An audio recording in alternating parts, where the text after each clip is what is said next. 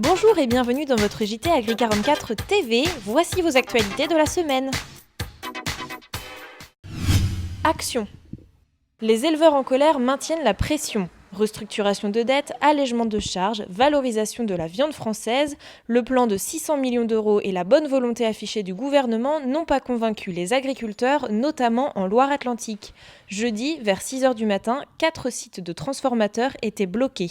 Ici à Lactalis, apparemment, j'ai envoyé vérifier, mais il y aurait aux alentours de 70 tracteurs et une centaine de personnes, parce que certains, ça y est, sont déjà repartis. Mais on avait tout à l'heure une centaine de personnes et 70 tracteurs. On a Charal à Nozay qui a été bloqué ce matin à 4 heures. Et là-bas, il y avait 80 tracteurs et 150 personnes. Ils ne savaient même plus où venir. Vous voyez, on va être obligé d'en garder pour les prochaines fois. Donc, mais on est très solidaires, on est généreux. Donc ça, ce qu'on fait là, c'est de la générosité. On me dit qu'à Saint-Père-en-Retz, il y avait 30 tracteurs ébènes et une cinquantaine de personnes, je crois. Et à Colarena, à Herbignac, il y avait aussi une quinzaine de bennes et une trentaine de personnes. Aujourd'hui, on a Charal pour la filière porc comme la filière viande bovine. Aujourd'hui, au niveau du cadran du porc, ils sont plutôt en train de faire passer des baisses. Et la filière viande bovine, les hausses passent pas partout et dans toutes les productions. Donc voilà, aujourd'hui, on est venu là. On est venu en plus en masse parce qu'on voit comme il y a beaucoup de personnes qui ont répondu présent, aussi bien en tracteur mais aussi en voiture, pour les marquer encore un petit coup de poing, une petite opération en disant voilà, fais passer les hausses, nous faut notre trésorerie, dans cette situation on reviendra. Les 24 mesures du plan d'urgence présentées par le gouvernement après le Conseil des ministres du 22 juillet ne satisfait pas.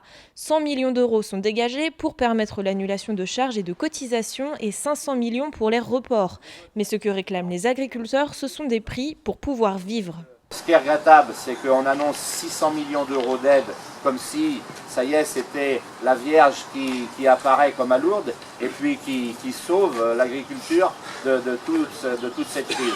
Les 600 millions d'euros, on ne va pas les refuser, on ne va pas les jeter parce qu'ils vont être utilisés par certains d'entre nous, par ceux qui sont le plus en difficulté.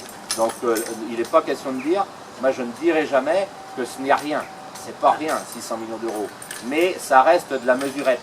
Ça reste de la mesurette. Mais quand on a faim, on mange toutes les miettes de pain. Tout ce qu'on veut, c'est une revalorisation des prix. Donc on est là ce matin devant Charal, le groupe Bigard, qui lui est acheteur au cadran à Plérin et qui, depuis que la grande distribution met la hausse de 5 centimes, lui refuse de la veine.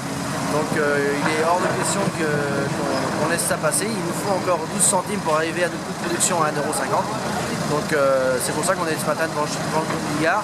Et en bovin, il joue aussi la baisse et pas la hausse. Donc voilà pourquoi ce matin tout le monde était mobilisé pour défendre le prix.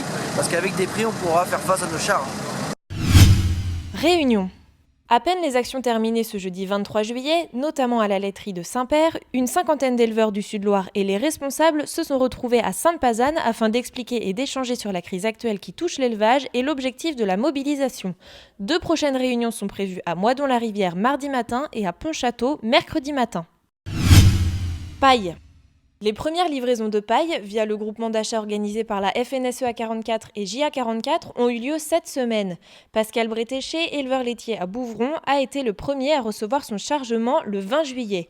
Comme beaucoup, ses capacités de production de paille ne couvrent pas les besoins de l'élevage de ses 65 vaches et 50 génisses. Cette fois, ce sont 23 tonnes de paille qui lui sont livrées. Il recevra un autre camion dans les prochaines semaines. À 63 € la tonne de paille rendue cours de ferme, les adhérents de la FNSEA 44 et de JA 44 profitent d'un tarif très intéressant. Merci d'avoir suivi ce JT. Rendez-vous la semaine prochaine pour de nouvelles actualités.